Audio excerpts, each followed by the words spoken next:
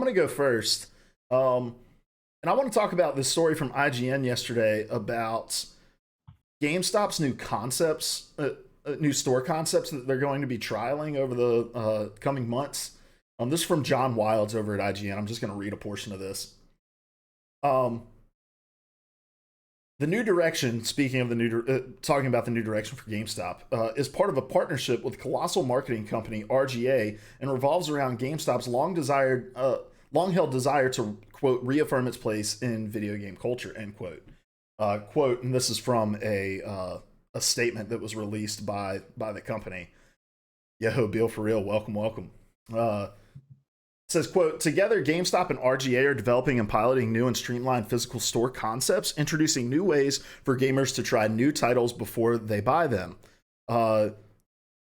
That's end quote. This is what the statement read before going on to say that the unique store concepts that offer things like, quote, competitive sessions and homegrown e-leagues to locations that sell strictly retro game software and hardware, end quote, are just some of the ideas that they're going to trial in new concept stores. And so, yeah, they're gonna start, as LaBelle points out, they're gonna start demoing these new store concepts. Also, if you're watching on YouTube, we have a dog sighting. Let's pause the story real quick. Who is this? This is Toast, and she gets very lonely during the day, so she always loves to jump up on my chair whenever I'm recording. I feel like she never wants to pay attention outside of that, but she wanted like 2 minutes of love, and she'll run away in a second, I'm sure. So if you're listening to the audio version of this, take note of the timestamp, right? Pull over wherever you're at. I don't care if you're on a freeway, all right? Slam on the brakes, pull over onto the side of the road, pull up the YouTube video, and check out this dog. Humans quiet. This is a doggo stream from LaBelle. I had to take my dog and one of my cats to the vet today. Turns out that they both had fleas, and I felt like a terrible pet owner. But Yeah. Apparently, fleas can become like immune to certain anti-flea medication, and whatever we had been giving them, they just didn't give a shit about. So we're like, we give them a treatment every month. I don't know how this happened. Yeah. But yeah. Anyway, back to our story here. So essentially, we know GameStop's sorted past the last couple of years. They've really struggled as far as maintaining foot traffic. They've had immense sales losses over the last couple of years. I worked there 3 years ago and have told stories about some of the number losses, especially in pre-orders when it came to like Battlefield 1 and Call of Duty, whichever one launched with the Modern Warfare remaster. Was that it? Not Advanced Warfare. What was that? I can't remember. Infinite Warfare, yeah. We were like mad behind on those pre-orders. So they're looking for their new direction, right? So before we get into this new direction, Andrew, what is your experience with GameStop? Did you have GameStop around where you grew up? Because you're from like backwoods Wisconsin, right? Did they have electricity there? No, not everywhere, but a lot of places we did. I actually worked at GameStop as well for 2.5 years. It was my first ever job. Was working at GameStop for most of my high school experience. Nice. I was an assistant manager there for like 9 months, and was like, this shit is whack. I'm out. I was just a GA, and they offered me the assistant manager role, the ASM, whatever. But I said I was leaving for college. But I could have been an ASM as well. But no, I mean, I don't think GameStop has its problems. I am always been fond of GameStop because of my time there. It was a good time, but GameStop has its problem. It is becoming more and more irrelevant just today with the more online games and all that kind of stuff, and the memes are just overtaking their brand image at this point. So they have problems, and I want to learn kind of more about the direction, and I think changing how they're going is the right way to do it. But I don't think it's going to be enough, honestly. Mm-hmm. Well, let's talk first about the problems that have kind of led to this point, right? And I think that we can actually have a pretty unique conversation about this because we probably worked there around the same times then, right? Or when did?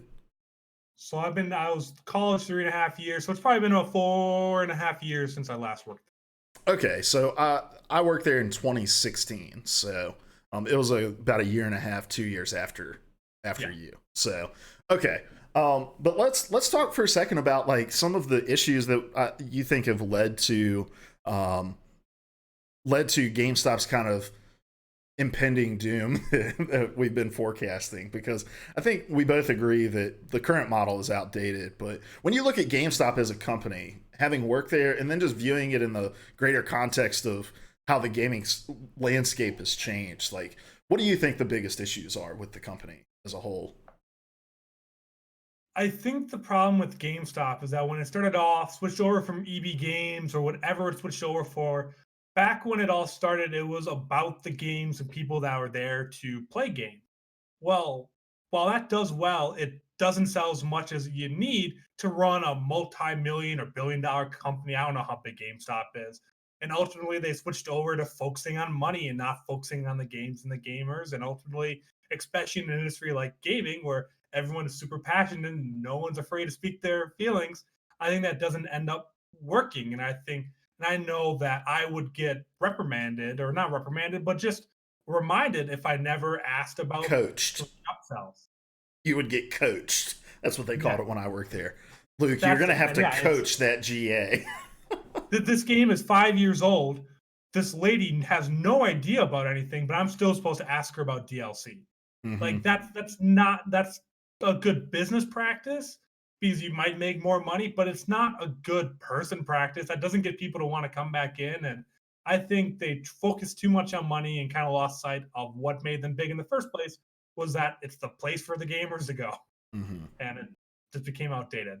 Yeah, LaBelle32 says games should be about playing, not about forcing people to buy DLC, and I agree. That was a portion of it. That is a portion of it. Is that the sales tactics that they teach you to have always been somewhat predatory, and fail to recognize the kinds of people that generally shop at GameStop. While yes, probably 30%, 40% of the people that shop are informed and know what they're in there trying to purchase, there's a whole other realm of people who are coming in like trying to buy little Johnny this Christmas present that he's been asking for, that have it written down on a slip of paper, and that's literally all they want when they walk in. Like they don't want anything extra. And you're kind of trained originally to prey on their ignorance, right? Like, oh, this kid wants to buy the newest 2K. Well, oh well, you definitely want to get him the $100 version of this game because it gives him extra virtual currency. He's gonna get, he's gonna be able to play the game early, yada yada. Like,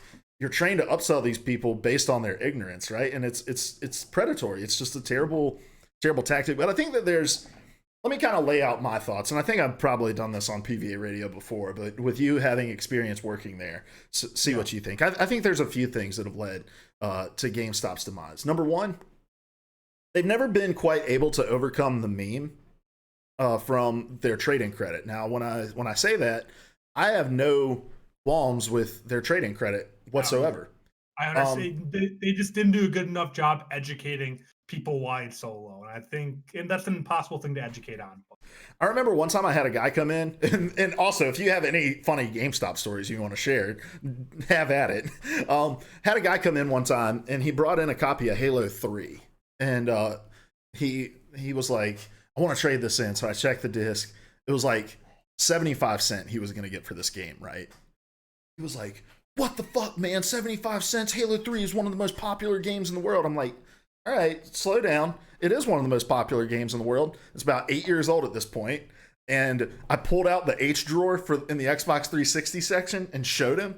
I said, this is how popular it is. There were millions of copies of this game sold, and there were millions of copies of this game that were traded in as well.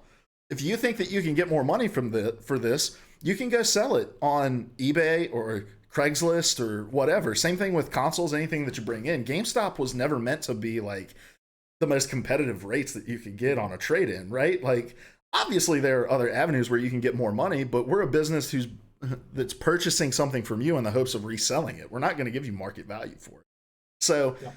But the problem isn't the model. The problem was they were never able to get ahead of the meme. The problem with the model was that it undercut the very people that their business is predicated on, with publishers and developers and stuff, right? When the whole reason that we have DLC, like LaBelle is talking about, the whole reason that we now have microtransactions and things like that is, not the whole reason, but a big reason is because of GameStop's model of selling pre-owned games. It used to be you spent $60 on a game, that game never changed and it was its own package, but then GameStop came in and was like, oh, well, now you can sell it to us and we'll sell it for 10, 20% cheaper than what you could buy it for new. And game companies were like, what the fuck, man? We're the reason you exist. And Yeah. so they alienated these people, right? And now we're in a world where brick and mortar GameStop is less and less necessary to sell software. And they're becoming less and less necessary for the sale of hardware as well. Because it used to be like publishers were like, and console makers were like, we don't want to piss off GameStop because we still have to sell consoles and controllers. You Yeah. can't download those yet. But now you can order them from Amazon and get them the very next day, things like that. Like, GameStop is not a necessary place anymore. You have to make yourself necessary. So I think that's a big thing as well. And then, a lot of the negative PR that was deserved around the Circle of Life stuff a couple years ago that was broke at Kotaku. I was working there at that time, and it was interesting. You had people coming in more educated than ever when they would talk to you when you worked there because they understood the quotas that you were having to reach and why you were asking the questions that you asked. But like, you're trained to be this pestering customer service person who just comes in and asks a billion questions, and it's not an enjoyable shopping experience. No. And then I left finally, right oh, go when ahead. they started introducing the packs. So I don't know if they're still there when you had, but like one of the last months I was working there, they required someone to always have an iPad with you to force them to log into like their accounts and all that kind of stuff to see the points they have and all that kind of stuff on the show floor. Like, and the whole tactic of meeting them at the door. If you're not working on something and you do not meet every single person at the door, you get coached. And no one wants that. I mean, when I went in, I didn't want that. I knew they had to do that. Like, I want to come up and ask you questions or give me a couple minutes. And if I look like I need help, come up and talk to me. But this instant you walk in the door is just not enjoyable for anyone. Yeah. Yeah, you get bombarded with it. If you want to check out some other GameStop stories, I told a bunch on the nightly rundown last night. You can check out that on youtube.com/PvA radio. But yeah, you come in and like, they're like, let me hand you this ad. Let me print you off this pre-order list. Let me print you off this or talk to you about that. And it's just, I don't know. I'm not one of those guys who's like, hey man, I know what I'm looking like. I go in and I say I'm browsing and that I don't need any help, but I don't want to be an asshole, right? And be like, hey, I know what I'm looking for. Like, leave me alone, So I just kind of accept it, but it makes me want to walk in there less and less. And so, but yeah, and then GameStop just never quite figured out who they are in a world so dominated by digital purchases, the fact that you can just buy your games on your console and they unlock for you at midnight. You can preload them. Like, they tried a couple tactics when I was there. They opened up their stores opened up sale of new games at like 9 o'clock rather than at midnight so that people could come pick it up early and go load it onto their consoles and hopefully be able to play it by midnight. But like, it doesn't meet the convenience of just being able to download it from your console, And there's plenty of people like me who have gone full on digital. So, I think that there has always been big problems for GameStop that they were never quite able to overcome. So let's talk about this new direction. They're kind of leaning into these two emerging markets. With not emerging markets. So one of them is definitely an emerging market with esports. And the other one is more of like a boutique idea of like, this is a place for you to come and buy retro games. Let's kind of take this one idea at a time. Right. What are your thoughts on the homegrown e-leagues and this kind of like amateur esports scene that GameStop is hoping to adopt or going to test out adopting? Can we not call it e-leagues? That just sounds gross coming out of the mouth, first off. But hey, you got to remember, off, the people at GameStop that are making these decisions about video games have no idea about anything with video games. Yeah. But no, I mean, as much as I dislike the name, that's what it was for me growing up. Like, I was in a small town in Wisconsin. There's not much gaming. There's not much stuff going on around me. So going and doing the Madden tournament or the Halo tournament there every so often was something I looked forward to. Those are my favorite days when I was working there to helping manage and organize those. Like, that's what GameStop was to me growing up and why I loved it so much, because it was the one place I could play in tournaments. So I love that idea of that. It doesn't have to be these full-on leagues or anything like that, but just getting back to doing these little in-houses is just such a good idea to get people coming, because again, GameStops are in every town. It feels like, it doesn't matter the size, there's a GameStop there. So if you can get those kids that want to come in and play in the league, that's a great thing. I mean, you can't go and pester them 18 times while they're playing to buy something. But I think if it's done right and they actually focus on the tournament rather than selling stuff, it could be really well for them. And I'd love to go to these little tournaments, even at a GameStop locally, and play in them. Mm-hmm. Well, Bell32 in the chat says, sometimes I'm able to just talk to the workers about interest, talking about, being able to walk into a GameStop and just talk to people who share interests as you. And like, that was my favorite part about working there, right? Was the regulars who would come in and knew the games I was into, I knew the games they were into, and we could have a conversation about it. And I think that I agree with you that these leagues and these tournaments or these esports events that they're going to try to host at their establishment should be less about sales and more about generating foot traffic to build up a culture of people who recognize that they have a common interest. I remember my brother and I used to go to every single midnight release for Madden back in the day. I played it, just to show my age for you, Andrew. I played every Madden since Madden 95. All right, so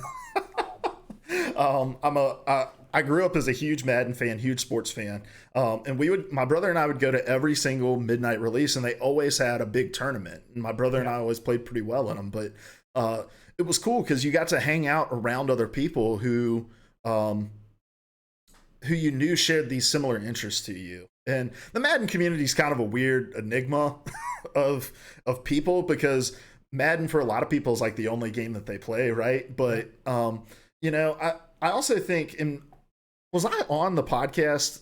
Did we talk about this on Project Esports on a time when I guest hosted over there with you? GameStop and doing like amateur esports? Maybe the first time. I don't feel like we've talked about that in a while. Because there were like rumblings about this possibly being a direction that they have.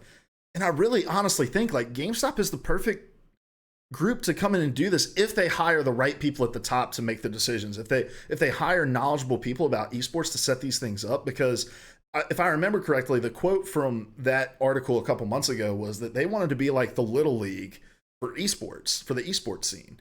And I think that that's like a brilliant space to try to occupy, right? Like, we're seeing esports growing in the college scene, we're seeing it grow in the high school scene. Even we talked about that last time I was on your show, about the organization that was funding computers, high-end gaming PCs for high schools that want to get into esports.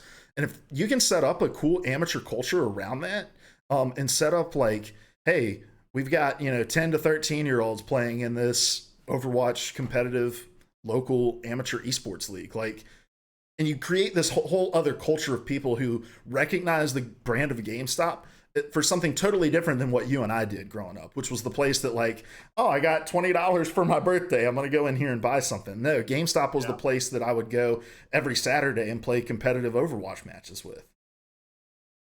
Yeah. I think it'll be hard to do because so many GameStops are so small and so limited. Like, they really have to really fully commit to that in this new rebrand or new store concept, and make it so that that's actually part of the store, but not giving up retail space, and no one at the top wants to give up retail space. So if you want to go for that, you need to commit to that. You can't just have them put everyone to do a quota for once a month. You have to have some kind of tournament. You need to make sure that there's room in there in every store for 2 or 3 TVs, a couple of systems, and all that kind of stuff for them to actually use. Because if you just say you need to start doing this now, it's not going to be what you want. But it's saying, as a company, we are doing this now, it could be something good. And I agree with that. I still think it might be too late. I really see people hopping up on these easy to apply online tournaments and all that kind of stuff. So you don't even have to leave your house to do those tournaments anymore.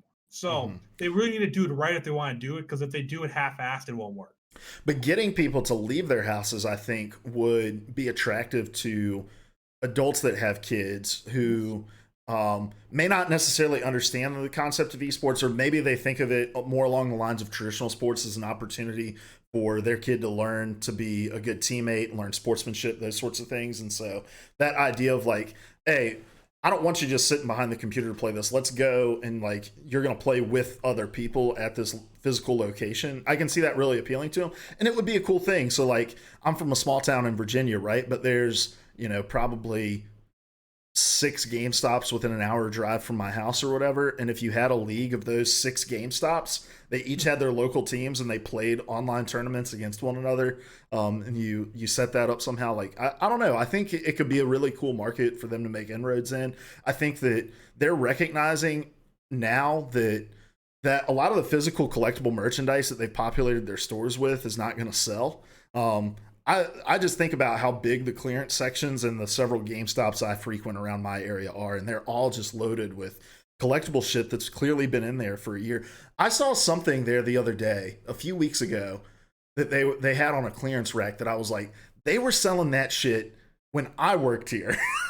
I was like, this thing's been on a shelf for 3 years. Like, if they can reclaim some of that space and have gaming stations set up for people to play at, I don't know. I think it's a really interesting market to try to enter into, but I talk a lot about how I feel like esports is a bubble right now, and there's a lot of tension on the outside of that bubble, and it does feel like a very GameStop move to get in that bubble right as it's about to burst, and that's where it kind of feels like we are right now. Yeah, it's just such a fine line, and even with that, I don't know if that's going to be enough. Even saying all this and all of them doing it perfectly, which is a long shot from happening, it still might not be enough. I know this is James in the chat. How do you say his username? Howie. Howie. Oh no. Howie? Howie? We'll call him Howie. Oh, I've always said it. All right. Howie says, I think that idea will happen, talking about, he says, how we. So I've got to pronounce 2 W's in there, James? That makes no fucking sense. How we. It's Howie. Just say the Canadian chat. Just say the Canadian in chat. I like that. He says, I think that idea will happen in 10, 15 years. Most kids' parents can't wrap their heads around competitive gaming. Online is unsupervised, which is why it's so popular. We need another generation of parents before we see GameStop actually attract physical bodies. I disagree with you there, man. Like, my brother is 7 years older than me. He's got a 9-year-old kid, right?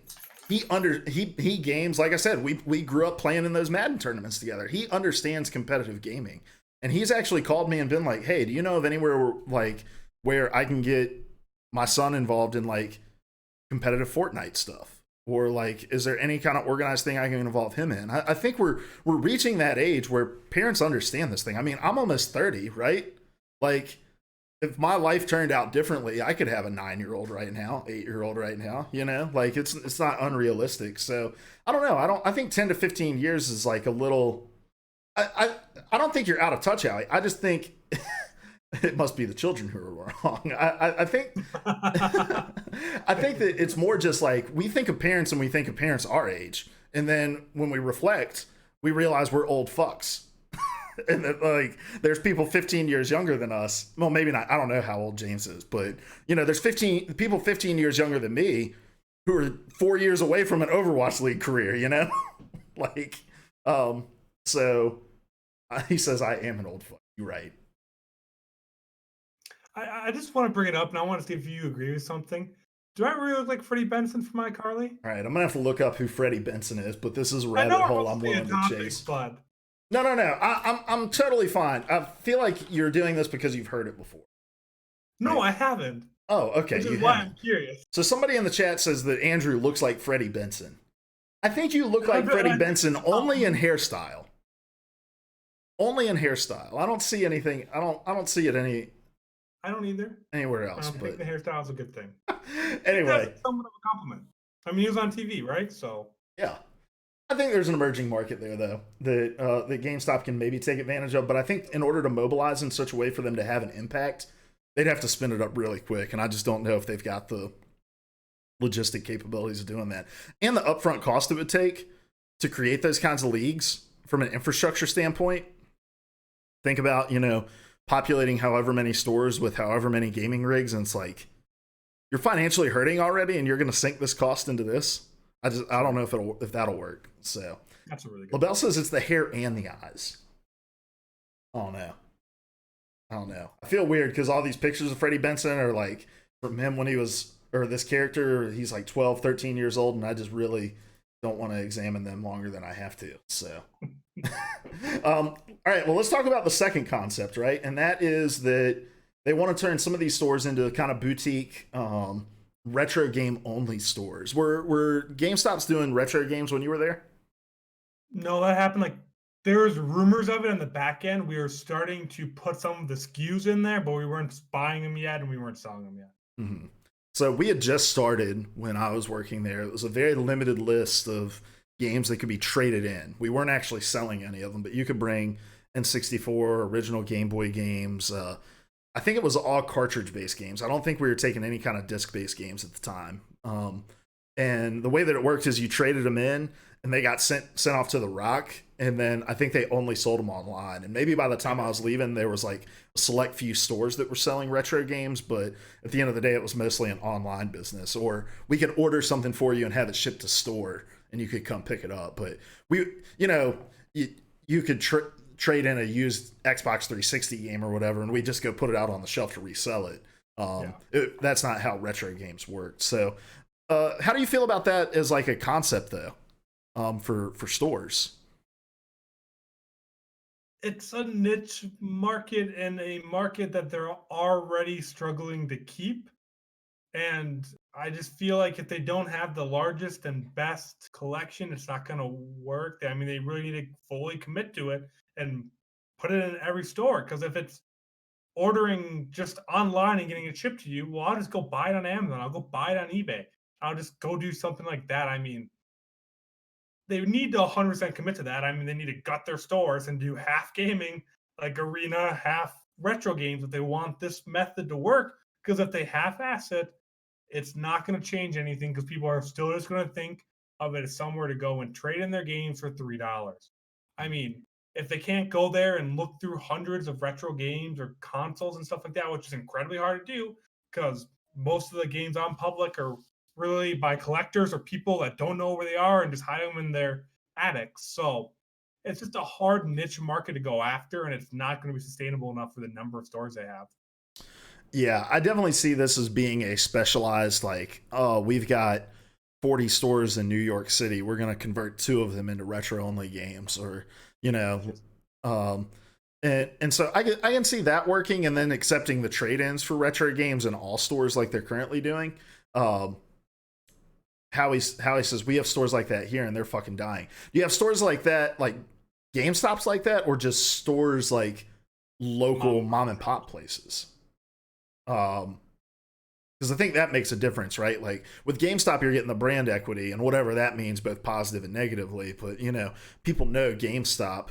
But I also think that if you're into collecting games, you have the places that you go to buy and sell, Yep. and you know how to do those things, and mostly you're selling directly, right? If you're a collector trying to sell a part of your collection, you're going to try to sell it off directly to maximize the impact of the money that you make for it. And so I see it more working as like this is a place you can come buy retro games, and also we have like tabletop nights and things like that where people can come together and play as well, and make it a real boutique like community experience coming together. But and then at a point, I think it's kind of brilliant in one regard though, and it's this is the market that GameStop knows: buying and selling used games.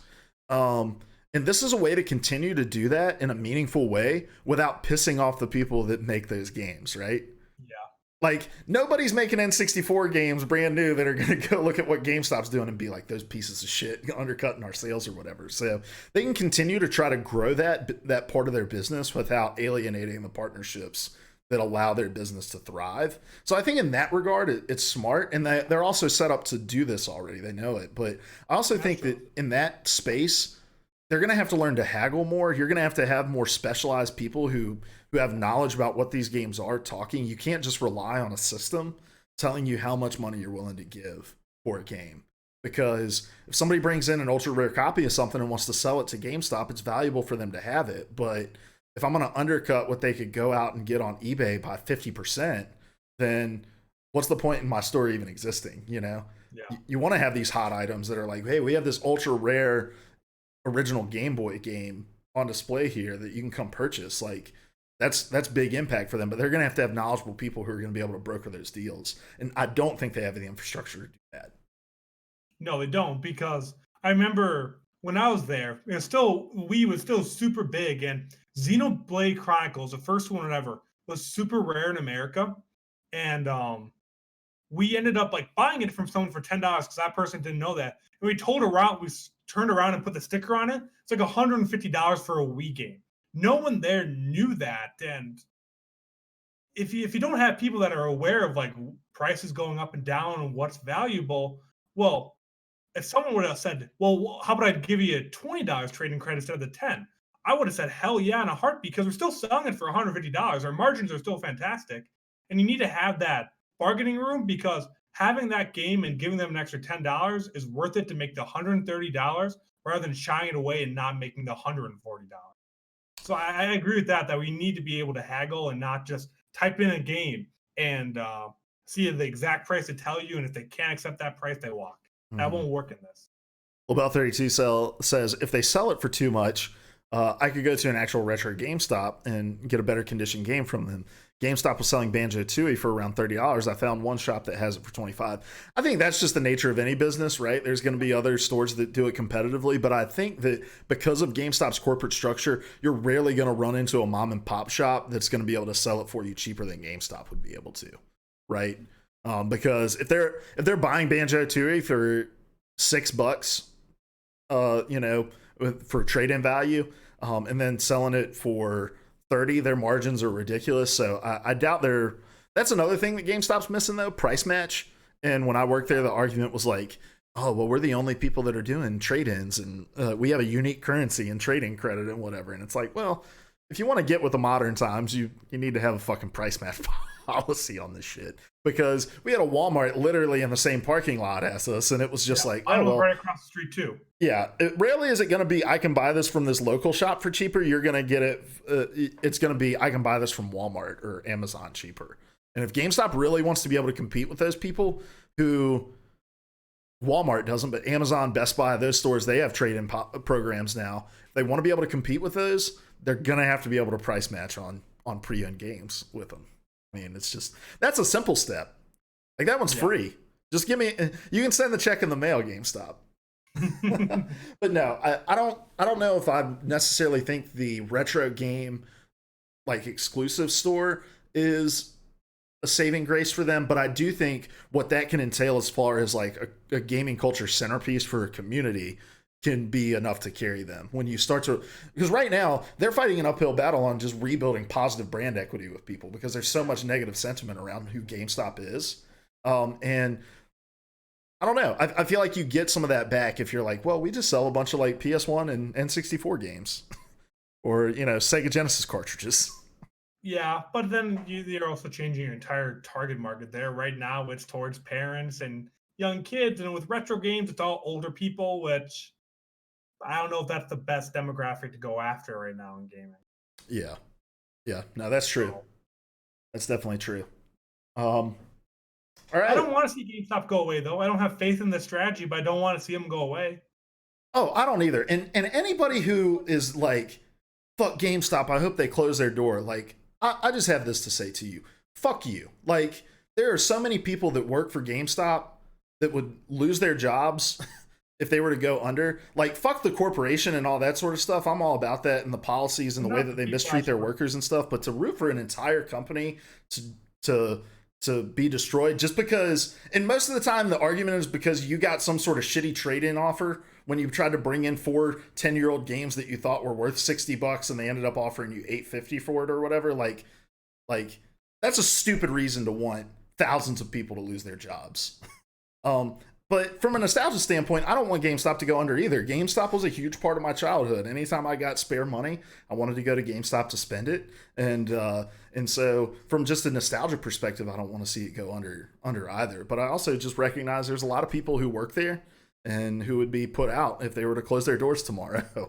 And so I don't root for their doors to close. I hope that they can find one of these emerging markets or one of these kind of novel ideas that will help them at least rebuild brand equity, if not completely turn the business around.